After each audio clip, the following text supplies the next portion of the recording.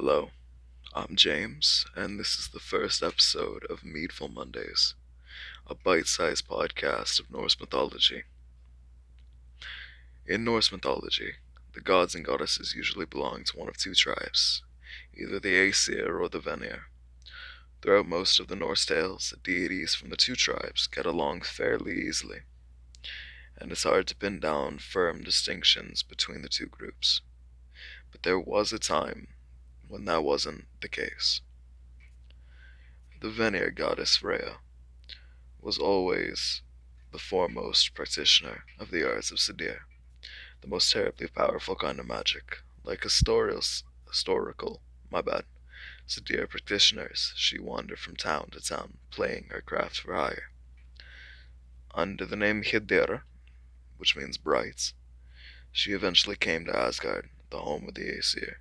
The Aesir were quite taken by her powers, and zealously sought her services. But soon they realized that the values and honor, kin, loyalty, and obedience of the law were being pushed aside by the selfish desires they sought to fulfill with the witch's magic. Blaming Freya for their own shortcomings, the Aesir called her Gulvirk, gold greed, and attempted to murder her.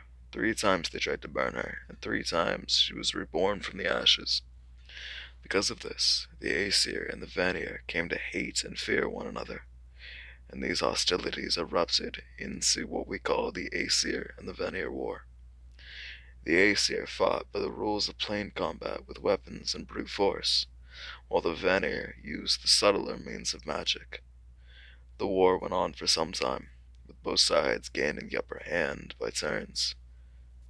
Eventually, the two tribes of divinities became weary of fighting and decided to call a truce. As was customary among the Norse and other Germanic peoples, the two sides agreed to pay tribute to each other by sending hostages to live among the other tribe. Freya and Nord of the Vanir went to the Aesir, and Honir and Mimir went to the Vanir.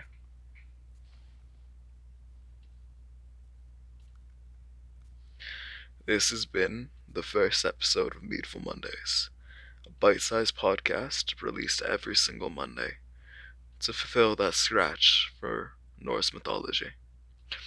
I hope you have a lovely day, and I hope to see you back next week.